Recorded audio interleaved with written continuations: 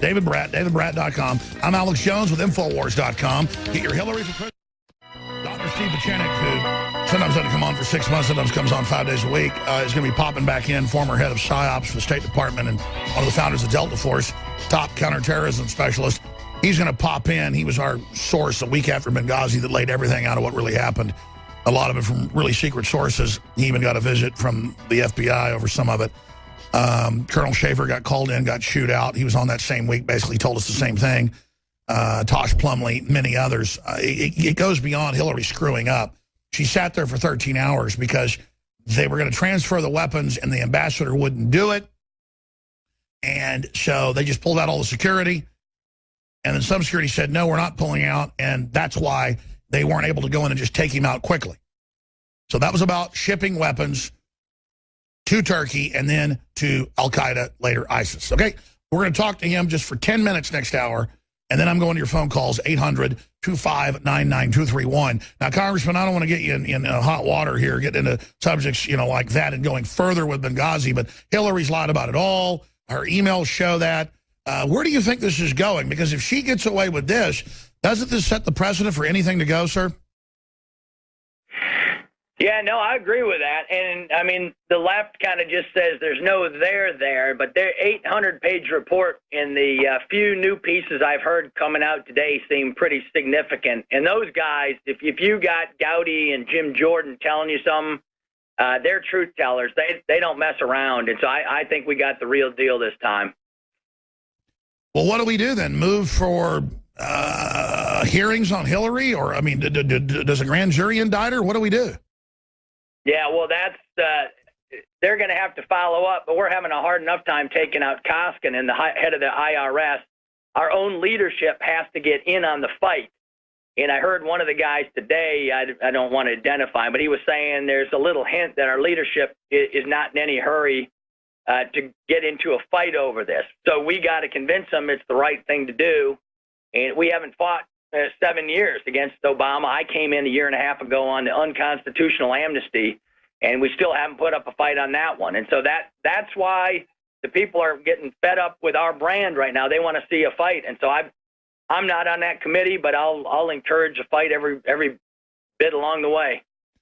Well, we know you're in there fighting. Speaking of that, the Supreme Court says, hey, you got to follow the law. So Obama comes out and says, I'm not going to follow it. And it's beyond just not enforcing. They complete the smuggling process, as you know. And we just got new video, Congressman. We'll send it to you, with the Border Patrol in McAllen saying we're ordered to ship people in that have TB and scabies. Right. I mean, that's sensational. Obama orders Border Patrol to ship in TB. Yeah, no, I mean, the problem with that issue is it's just huge. The passports, the refugees, the open border, the drug channels, the ISIS channels. And it's just too much. But finally, I think we're getting to a critical point. The folks in D.C. are starting to get the memo, and there's enough. The average person at home is starting to see the impact. When you're paying the tax bill for all of this, and all of a sudden you see your state, and the governor doesn't even know there's facilities all over your state, people being shipped in. I've heard they get to change states based on their feelings these days. You can guess where I'm going with that one. Listen. They don't even, most of them just get released to Democratic Party facilities. Yeah, no, I've been following in Virginia. We're keeping our eyes on several facilities in my own 7th district. Yeah, they won't even tell our governor the numbers. They won't even tell the governor of Texas the numbers. Yeah, well, so you're getting to the key point here is our government is demand-driven, right? I mean, ultimately, the citizens have to get fed up. And so you're educating people, I'm educating people. That's what's got to happen. And we got to educate the next generation that you got to put up a fight if you would like to keep living in this country the way it is. Well, Congressman David Bratt, you're one of the best up there, davidbratt.com, the new book, bestseller, American Underdog. Absolutely. We really appreciate you. Thanks for joining us, and I hope to speak to you again. Thanks, Alex. There he goes. Alex, and I just want to say it's davebratt.com, just so your folks go to the right thing. No, David. That's right, davidbratt.com. Thanks. That's right, Dave Bratt, not David. Dave Bratt. Thank you, Congressman. I ask a lot here on air.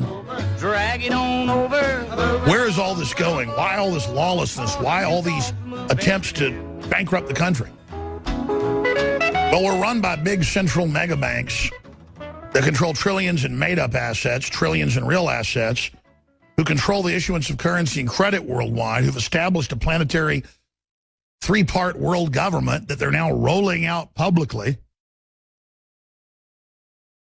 And they need to go ahead and just break our will. They need to just go ahead and set the precedent that they can do anything they want, in any way they want, at any time they want. That's the attempt. It is a breaking of the will. And that's what this London Evening Standard's reporting with the new Muslim mayor, who says you're not going to show women in bathing suits anymore on billboards or buses. And we're going to promote Sharia law. And we're going to ignore the Brexit, and we're going to bring in whoever we want, and this will be our own country. That's why they had radical jihadist imams that call for killing gays and killing women and all the rest of it coming out in support of the euro, because the euro is allied with that, because it's allied with totalitarianism. It's allied with evil.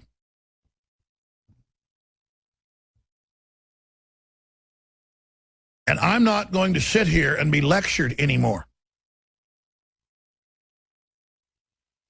First, he said the buses were declared glory to Allah. And everybody's like, oh, isn't that cute? Then it's, by the way, you're not going to show women in bathing suits, or next will be don't show women's faces. Isn't that just the cutest thing you've ever seen in your life? And then I'm sitting here as a libertarian, as a patriot, as a constitutionalist, conservative in many respects. You mean conserve the Bill of Rights, conserve the Constitution. The left, gave him coverage. They gave him left cover, saying, oh, he's moving to ban body-shaming ads from London Transport. Remember, the liberal groups wanted in New York the Beachbody ad that just shows a woman that I wouldn't even say is anorexic, but she's a little skinny for my liking. I like the classic vavoom look of a Marilyn Monroe, the voluptuous type. But, hey, whatever. I like the mature woman. When I was 16, I wasn't attracted to the other teens. I was attracted to the college girls. And college girls look like little girls to me now. I'm not attracted to them. But the point is that it's an issue of taste. You want to put a woman in a bathing suit. It's not fat shaming. That's seen by a lot of young people as what looks good, looks like a Barbie doll.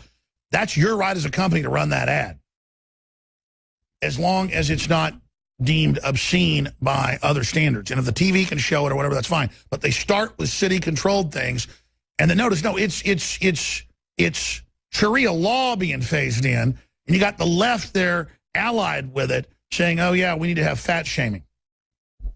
Shut down. So that's just some of what's going on. We're going to cover Benghazi for one segment and one segment only with Dr. Steve Pieczenik, because he was on in the week after Benghazi and laid out everything that really happened at Benghazi. And so did our other guest. And I just want to tell you, I mean, we were right again. We were up front again. We took the risk again to put it out there, because it's our job to break the ice, like an icebreaker for the rest of the fleet to come in.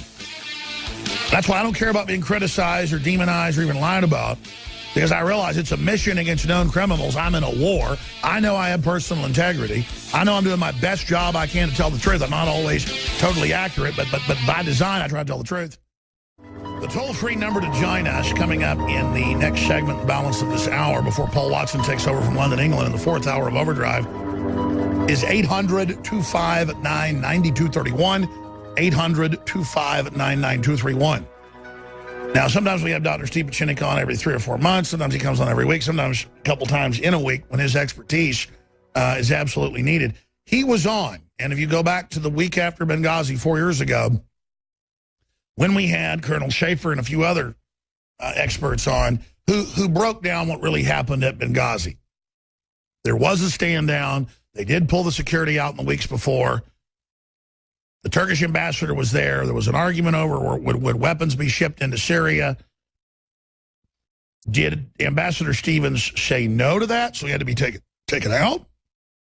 Or were they just tying up loose ends so that there'd be no witnesses to the 3 warehouses of IMPAD missiles, Stinger missiles, anti-tank tow missiles, things like that. That's what I've been told by Tosh Plumlee and everybody else, and Tosh came on a few months after. And by the way, he'd have the Justice Department call up and threaten him right after that happened. He talked about Hillary and her foundation and using the State Department to transfer the weapons out and to be able to get around export bans. All of this has turned out to be accurate. But Dr. Steve Pieczenik, who was high level in the State Department, you can go through his bio on that, one of the founders of Delta Force, ran the Camp David Accords, is a medical doctor, psychiatrist, also has a degree from MIT. I'm going to stop right there. People know who he is. We only got 10 minutes before we go to break, so it's a quick report from him about this new report that Congress has come out with, which I don't really think has too much new in it, but it kind of codifies a lot of it together. And then you see Congress scared to go the next step of saying, hey, you did this on purpose and you were caught lying, you witch, when it's completely evident. So in the final summation, what really happened from all your sources and intel, Dr. Steve Pieczenik? Because you hit it right on the head 4 years ago. Well, 4 years later, what are the optics now? Well, the worst optic that I can tell you and the audience is the fact that no one man will be more responsible for the ascension of Hillary Clinton to the presidency, not Trump, not even Hillary Clinton, than Trey Gowdy. That man was so incompetent, so stupid in arising and creating an 11-hour interrogation of a Secretary of State who correctly identified that none of the areas within that secured area was really State Department. In fact, it was CIA, DIA, MI, and the people who should have been held accountable was not Eric Boswell, who was the Assistant Secretary for Diplomatic Security. It wasn't Pat Kennedy, who's the Undersecretary of Management. Both of them worked for me. They only follow orders. The people who should have been held accountable was Hillary Clinton for having gone into Libya. But Gowdy never discussed this issue, never went into the real problem of how she created a chaotic state and a terrorist state. The building itself was not a State Department building. It was a secure consulate, which basically goes under the CIA. And in the movie 13 Hours, you see it brilliantly.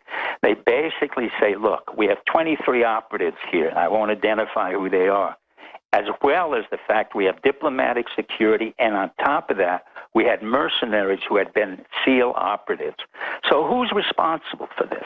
The person who was the director of the CIA at the time was a General David Petraeus. We never heard a word from him. And subsequently, after we had put him into the CIA, Obama blew him out for having said that this man had a sexual relationship with his biographer. So he's at fault. Then we have Secretary of Defense Leon Panetta, who was also director of the CIA and knew very well that he had ordered a stand down to every one of his military officers, including Martin Dempsey, who should have intervened because, in fact, there were. So your issue is it's not just Hillary; it's a whole bunch of people. And why did they invade Libya? Why did they back Al Qaeda? Here's the problem. The problem is the Gowdies of the Republican Party and the Democratic Party. They do not spend the time to learn the issues. They do not spend the time to understand the issues, but they have no problem asking for $12 million from the American public to initiate an investigation which had nothing really to do with Hillary Clinton. If anything, Gowdy has insulated her so well that no one else in the political campaign, particularly in the Democratic campaign, could have done a more brilliant job of showing Hillary to be stoic, resilient, forceful, and calm. When I watched that over 11 hours, I said, this man, Gowdy, has to be an absolute moron. He has to be the stupidest prosecutor I had ever seen in my life, because what he did for free, or cost us $11, but for free for Hillary, was to basically guarantee her ascension to the White House. So what would you have said if you were Gowdy and had the Secretary of State in front of you? What would you have said? I mean, points you would have gone into. I wouldn't have brought up the Secretary of State. She had nothing to do with it. Nor would I have brought up Pat Kennedy or Eric Boswell. I would have brought up the DCI, the director of the CIA. I would have brought up Susan Rice, National Security Advisor, who said that there was a video that went on. I would have brought up General. Okay, so you're saying